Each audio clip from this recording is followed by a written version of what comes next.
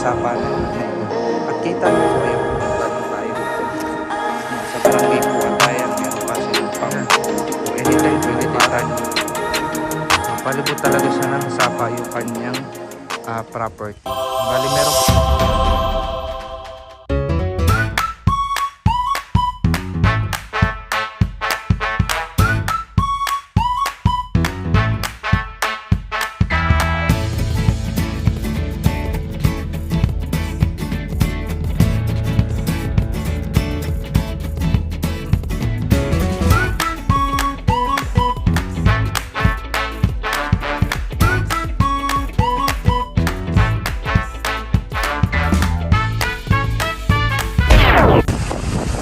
So hello guys, magandang araw po sa ating lahat. So may panibago tayong property na locate dito sa Tagkawayan, Quezon.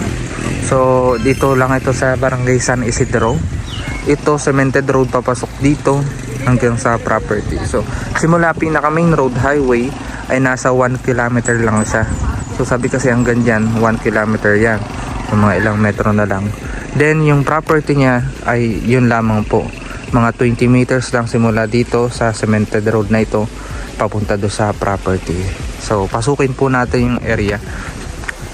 So ito malapit lang po sa highway, 1 kilometer lamang po. Yan. Dito yung pinaka right of way naman niya, 20 meters. Simula do sa cemented road gandun sa may gabi na yan. Yan yung pinaka property niya. Bali ito naman po 2.5 meters daw po ito binigay na right of way. And then meron din naman po doon sa kabilang area po doon sa cemented road din po another right of way din po siya na pagmamay-ari po nung kasama po natin na nagtitingting po dito sa property na ito. So bali yan po yung pinaka property niya. Ayan. Dito sa una sa harapan pa-slope lang siya ng konti yung daan niya papasok. So may nakikita ako dito, napapansin ko na linya ng kuryente. So doon pa lang okay, meron tayong pagkukunan ng linya ng kuryente. At the same time kita nyo po may mga kalapit bahay na rin tayo. Hindi siya super isolate o malayo sa mga kabahayan. May magiging kalapit bahay pa din naman po tayo. So sa mga client po natin dyan, sa mga followers natin na naghahanap ng property na hindi kalayuan sa pinaka main road highway dito po sa Tagkawayan, Quezon, kahit papano sa wakas nakahanap tayo. So ito pa, so nakakita tayo ng linya ng kuryente. Number 1, good yun sa pagkakaroon ng isang farm lot na meron tayong access ng kuryente, di ba? Number 1 na kailangan natin yan. Pangalawa ay tubig. So titingnan natin kung anong tubig na meron dito sa source ng property. At yun na nga yung isa ko sa pangalawa na nagsisimula pa lang po tayo, nakita na agad natin yung source ng tubig na malapit na pagkukunan. So dito po kung mag-aalaga tayo ng manok, baka, kambing, ay meron tayong pagkukunan ng tubig.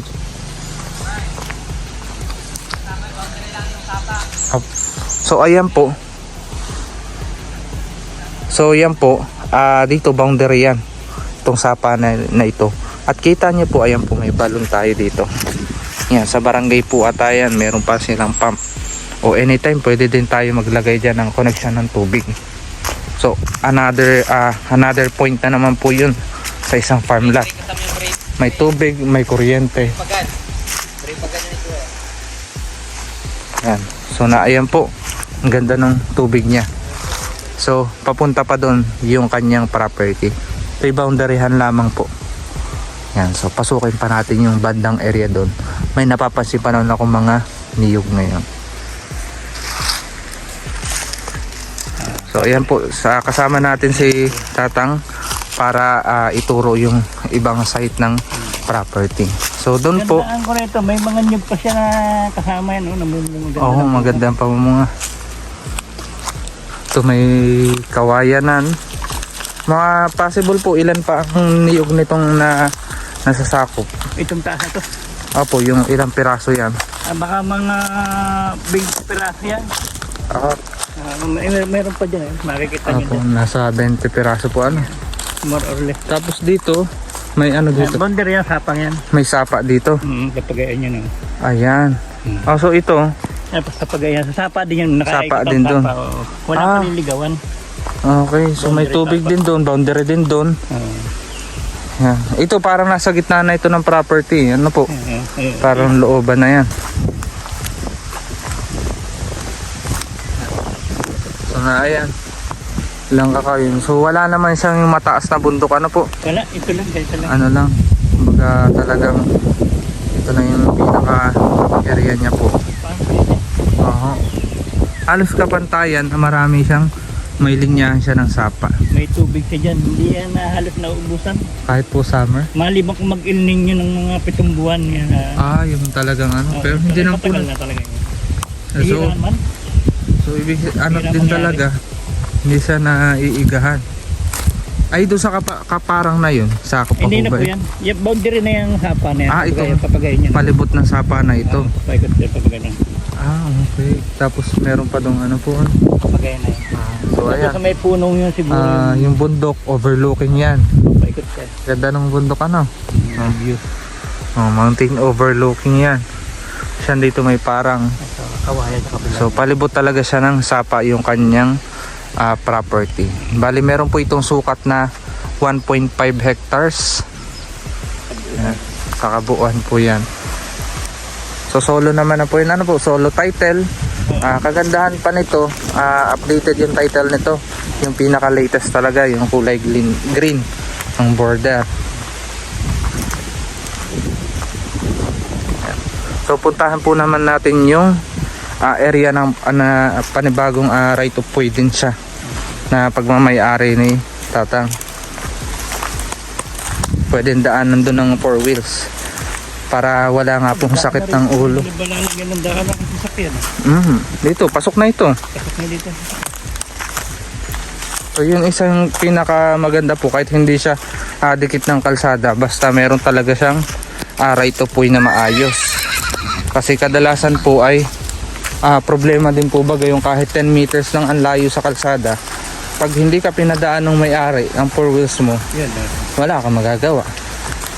Yan sir, meron kapag pwede. Meron pa dito po ano, Kasakop yan doon pa ho ano. Yan yung paikot ng sapa. So pwede talaga to sa ano, kambingan o kaya yung ano, Kambingan. tawag dito, Diyan. livestock, free range. Ang dami may tubig.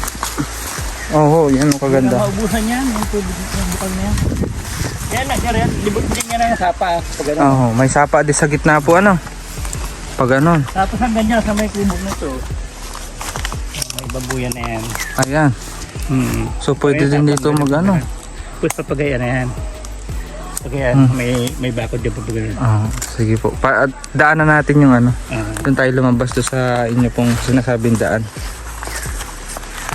Samahan po tayo ni Tatay doon sa daan na isa pang daan.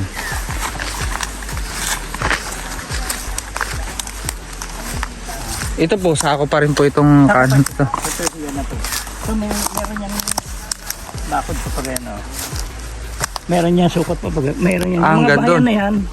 Hanggang dyan lang yan tapos papagayan na yan. Ibig sabihin pag ganun yung property pa niyan. Ay, sige po, sugsugin natin dito.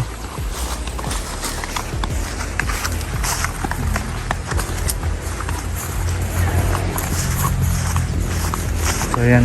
Ito palang area ito. Sako pa. Parang yung ano yan, boundary niyan. Itong nilalakaran po natin, property pa din to. Itong nilalakaran po natin, Sako pa yan. sako pa rin. Oo. Ibig sabihin talaga yung balon na yun, pasok na ang property. Oo. Pero yun lang tawid na yun ang hindi na. Iba na yan. Yung niyuga na yan. Ito lang po yung sapa na binabanggit ni Tatang ang magiging boundary niya. Ito siya, tapos pa ito. Ayan. Yan po, yan sa bahayan na yan, mayroon naman na yung harang. Ito yung gilid din ng bahay na yan kapag gano'n. Ito sa gilid nito. Yan. So hindi naman po tayo makakapit sa dito ng yung mga kabahayan na yan. Kasi bukod na po yan, nakabukod na. Oh, may baboy rat mo. Ito, sako pa rin to. Ayan ha. Kita nyo naman po yung property. Wala kayong nakapupunta ng bangin. Yan ang may bako dyan, may malunggay na yun. Dito, pag ganun pa. Kasama yan, Mhm. May sapa pa rin yan, kaya walang kaliligawan. Sapa pa din dun. May sapa yan pa ganun. Hanggang doon sa may boundary nito. Maganda ano. Malawak dito. Opo. And then dito po, malapit lang din dito ang school. Bale, siguro 1.5 kilometer yung school dito. Ano po? Sa labas. Sa school. Mula dyan sa may bakod niyo.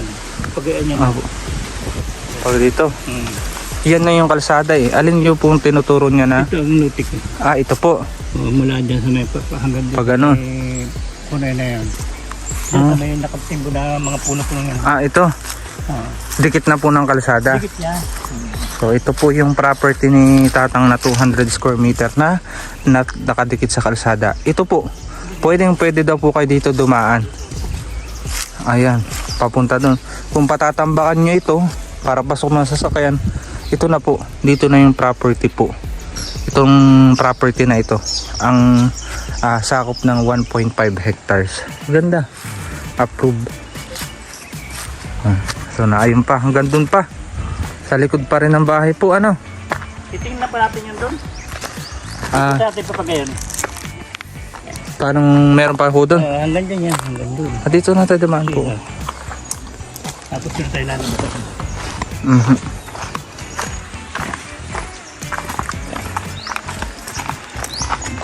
Ayun, nililibot na po natin yung kanyang property. Pero ito po ay approved. Maganda title po nito.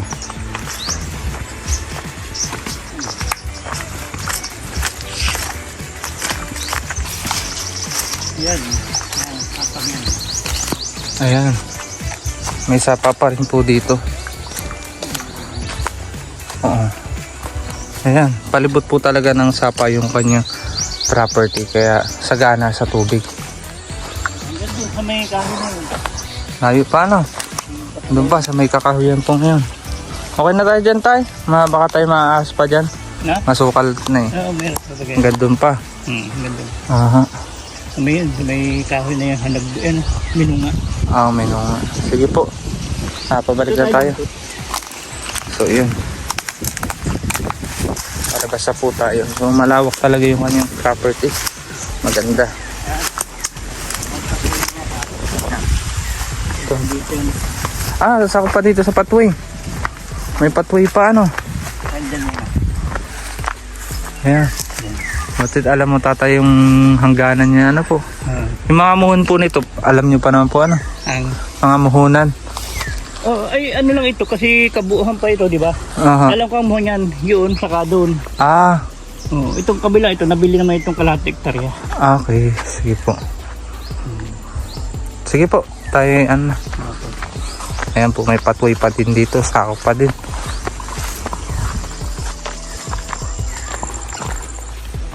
So na yun po.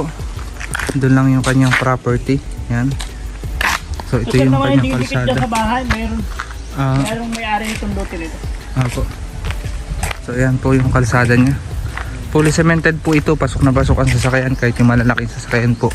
Simula sa highway hanggang po dito sa property. 100% po cemented road na yan. So ito po, dikit po sa kalsada. Ito yung property ni Tatang. Kanya po yan. So pwede ditong dumaan din. Kasi likod ng property niya, yun na yung property 1.5 hectares. Yan po. So ang kabuuan po nitong property ay 2.3 hectares. Pero kinaltas na po yan. Kakaltasin na po lahat yan. Tapos yung nabili dun. Bali ang pinakaano na lang po nito ay 1.5 hectares. So sa makakabili po, edi ipa-relocate nyo na lang po yung 1.5 hectares na bibili. Pero yung sa the rest na tinuro ni tatay, yun talaga yung pinaka 1.5 hectares. Ito pwede rin maging daan. May daan din dun. Kung ano, pwede dito ang daan. Pwede rin, ano po. Ayan. maganda. So cemented road, ganda ng kalsada po.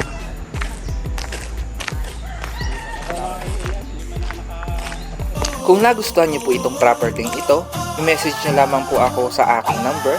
Available po yan sa WhatsApp at Viber. O kaya naman sa aking Facebook account, Peter Purificacion-Ulayaw. At huwag niyo rin kalimutan mag-subscribe para lagi po kayong updated sa aking mga bagong upload na property. Baka sa kasunod na upload ko, ayun na ang farmland na hinahanap mo. Yun lang, maraming salamat sa panonood.